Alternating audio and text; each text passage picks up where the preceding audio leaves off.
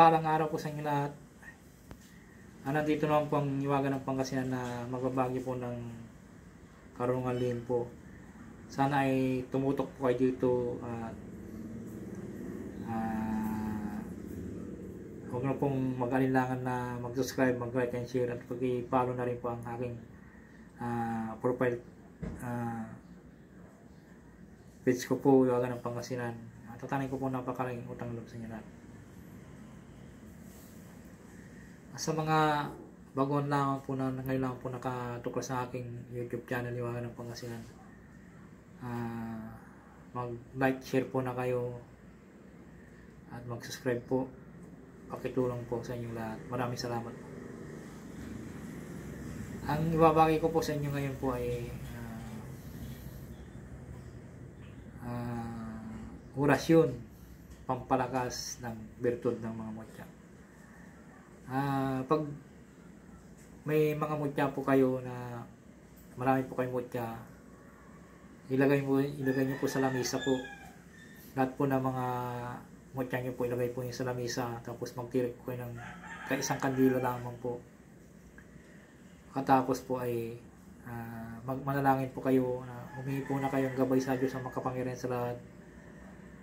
At habang nakalatag po yung mga mutya niyo po ay humingi kayo ng gabay sa Diyos ang makapangyarihan sa lahat, na gabayan kayo sa inyong gagawin po na pang palakas ng mutya. At magdasal po kayo, manalangin po kayo isang ama namin na isunod po yung mga orasyon sa mga mutya na pampalakas po. Napaka-importante po itong gamitin po itong pampalakas para yung mga mutya natin lalakas po sila, at mga bantay po nila, mga nagbabantay sa kanila mga mutya ay lalakas din po, na hindi po sila nanghihina, kundi lalakas po sila na gagabayan kayo. Sana po ay pag napalakas nyo na po sila, pwede nyo po silang humingi ng gabay o tulong po sa kanila para gabayan kayo. Kung ano po yung tangan-tangan yung mutya, isama niyo rin po na bawal po dito yung mga medalyon po, kundi mutya lamang po ang ilalagay niyo po doon sa lamisa po. Tapos magtirip ko yung kandila at manalangin na isang ama namin at sunod po ng pampalakas ng mutya. Ipakakal ko po sa inyo ang mga pampalakas at po, kasi pagkakalkulo po sa inyo kung ano po yung orasyon po ng mga mutya na pagkakalkulo po sa inyo, para yung mga tangan-tangan yung mutya, alam nyo na po yung orasyon nila na maibubuga po sa inyong mga mutya, para palagi nyo po sila magagamit po.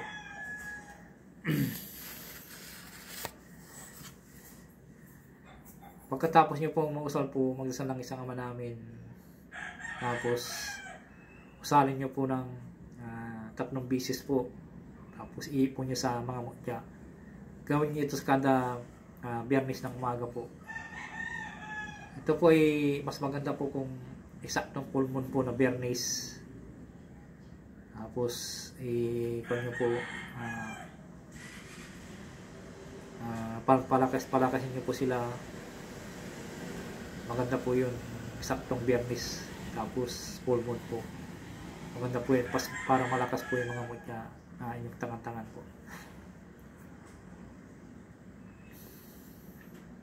At sana po kung halimbawa po magpapalakas po kayo yung mga mutya, ay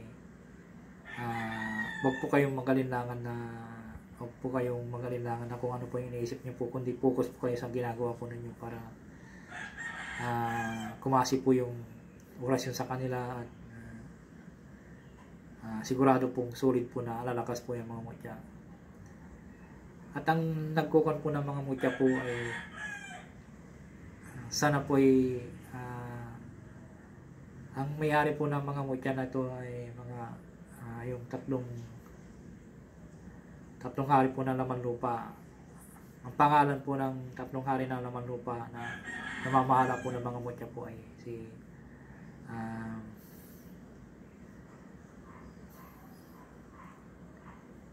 Santulong,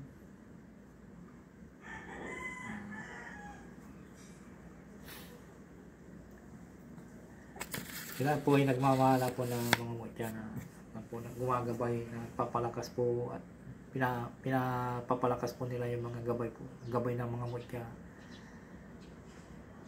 Si Saksali, Maulong, Santulong, ang tatlong hari po na laman lupa.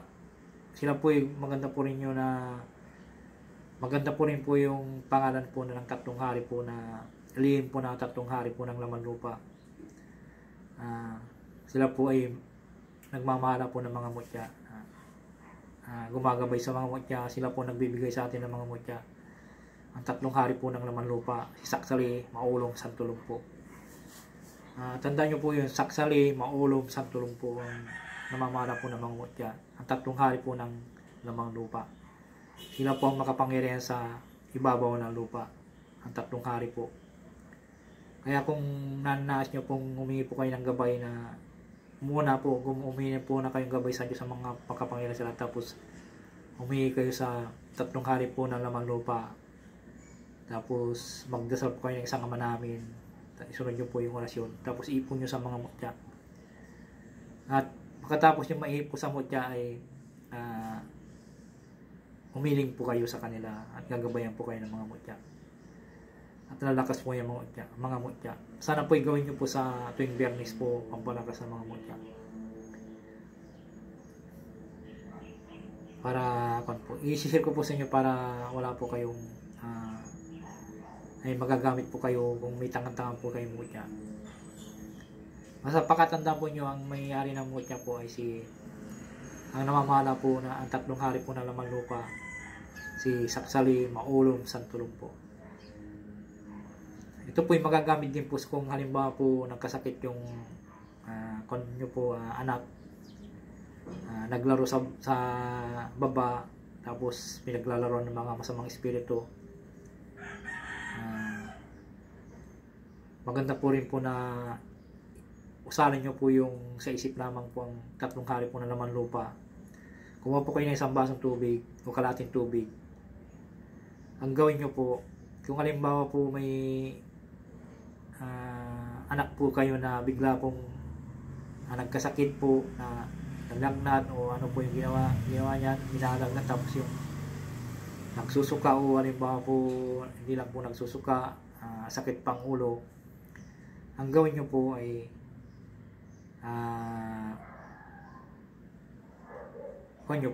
kumuha po kayo ng kalating basong tubig, tapos magdasal po kayo ng isang ama namin, isunod nyo po yung tatlong hari po na laman lupa, ibulong nyo po sa po. Pero bago ang lahat po ay susiyan po nyo sa pangalan ng Jesucristo na taga Nazaret po. Ang ibugan nyo po ay, di ba nagdasal po kayo ng isang ama namin, tapos isunod nyo po yung orasyon po ng Saksali, Maulong, Santulong. Tapos isunod nyo po yung sa pangalan ng Jesucristo na taga Nazaret po. Tapos ibugan nyo po doon sa tubig, painom nyo po sa anak nyo. At walang mag-aalinlangan po na ang yung anak po ay gagaling agad po. Sila po yung namamahala po ng tatlong hari po sa ibabaw ng lupa, makapangyarihan po. Iba rin po yung sa dagat, iba rin po yung sa laman lupa. Kaya i-share ko po sa inyo para may magamit po kayo. Makapangyarihan po yung tatlong hari po na laman lupa. Sila po ang may-ari ng mga mutya po. Kaya pagkatandaan nyo po, sila po ang may-ari ng laman mutya po. Sila po ang namamahala po. Nagbibigay po sila ng mga gabay po. Sila po ang namamahala po na may-ari po ng mga mutya. Yan po.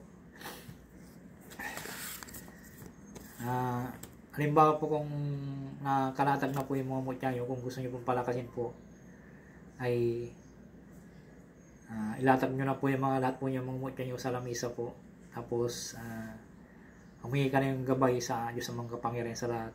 Tapos humingi rin po kayong gabay sa tatlong hari po na laman lupa, kasi sila po yung namamala po ng mga nagbibigay po ng mga mutya. Yung tatlong hari po na laman lupa, si Saksali, Maulong, Santulong. Tapos magdasal po kayo ng isang ama namin, isunod po yung orasyon sa mga mutya na pampalakas po at ihipo nyo sa mga mutya nyo po.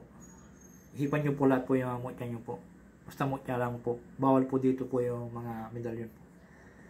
Mga mutya lang po. Ihipon nyo. Para lumakas po yung mga mutya nyo po. I-share ko po sa inyo para may magamit po kayo kung may tangan-tangan po yung mutya. Sana po naintindihan po niya aking paliwanag po. Narito pong pampalakas ng mga mutya. Narito po.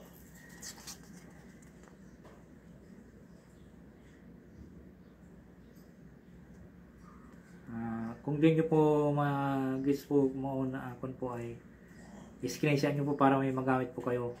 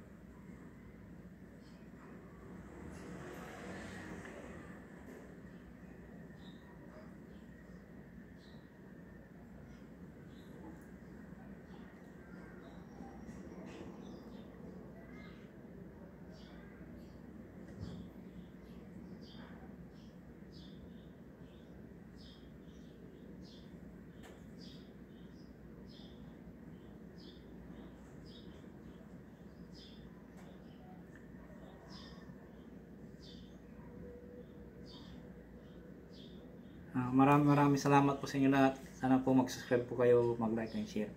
Masama po.